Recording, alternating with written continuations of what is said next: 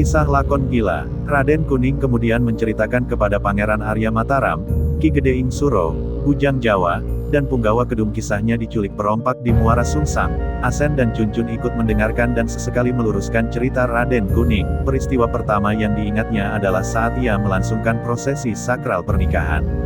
Pagi hari ayah angkatku Huanglo dan istrinya Jiuyen membawa rombongan keluarga kecil kami untuk mengantarku melakukan akad nikah dengan putri sulung ketuali yang bernama Chun Hua gelar Hamnah Putri Cinde. Dengan pernikahan itu berarti aku telah menjadi bagian dari keluarga di sana. Raden Kuning memulai kisahnya. Pagi hari yang cerah, rumah ketuali ramai dikunjungi seluruh warga kampung. Ya, saat itu adalah saat yang paling sakral untuk putri sulungnya Chun Hua yang akan mengakhiri masa gadisnya. Sebentar lagi ia akan mendengar Raden Kuning mengucapkan ikrar setia untuknya. Namun sesuai dengan permintaan keluarga Huanglo sebelumnya, Putri Chun Hua akan mengucapkan 2 kalimat syahadat yang akan dipimpin langsung oleh Huanglo. Putri keturunan Tiongkok itu berusia 16 tahun dan memiliki paras yang jelita, kulitnya putih mulus, sedangkan wajahnya oval seperti bentuk bulan purnama yang tengah bersinar bagus-bagusnya. Sorot matanya lembut tetapi tajam, pertanda bahwa dirinya memiliki pendirian yang teguh. Ia adalah anak ketuali yang dilahirkan di perkampungan Muara Sungsang. Raden Kuning belum pernah bercakap-cakap dengan dirinya. Keadaan jiwanya yang lupa membuat Raden Kuning tidak percaya diri untuk membuka obrolan dengan Putri Chun Hua. Meskipun keduanya telah mengetahui akan dijodohkan, tetapi Raden Kuning tetap tidak berani mendekati Putri Chun Hua meskipun hanya untuk bertukar sapa saja. Dalam pandangannya, Putri Chun Hua bak putri jelita yang turun dari kahyangan, sementara dirinya seperti orang linglung yang mendapat berkah rezeki yang turun dari atas langit. Tentunya kondisi dirinya yang seperti itu membuat Raden Kuning semakin tidak percaya diri. Pagi ini adalah kali pertama Raden Kuning melihat paras Putri Chun Hua dari dekat. Harus diakuinya bahwa setiap ia beradu pandang dengan calon istrinya itu jantungnya berdegup kencang.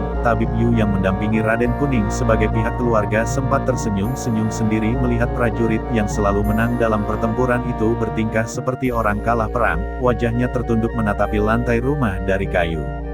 Bagus Kuning, engkau tataplah wajah istrimu ini, jangan engkau sibuk menatap lantai saja, awas nanti malam istrimu tertukar dengan Cuncun. Tabib Yu Eren terkekeh. Raden Kuning hanya tersenyum simpul dikata Tabib Yu. Ia bingung harus menanggapi celaan orang yang sangat dihormatinya itu. Apalagi di saat yang bersamaan jantungnya masih berdegup kencang tak tentu arah jika beradu pandang dengan calon istrinya itu. Prosesi Putri Chun Hua menjadi muslim berjalan dengan mulus. Ketuali sempat menitikkan air mata ketika melihat putri sulungnya berpindah keyakinan. Untuk menutupi perasaan di dalam hatinya, Ketuali kemudian mengambil hidangan sirih dan menyantapnya dengan nikmat. Seketika giginya menjadi merah dan ketika ia tertawa membuat wajahnya yang angker berubah menjadi lucu. Rupanya mudah untuk menghilangkan kesan angker Ketuali, cukup suguhkan sepiring sirih lalu berikan kepada Ketuali, dijamin tampang seramnya jadi hilang, hahaha. Tabib Yu Eren kemudian kembali tertawa senang. Akad nikah dipimpin langsung oleh Huanglo. Raden Kuning yang telah berlatih semalaman terlihat lancar mengucapkan ikrar janji suci itu.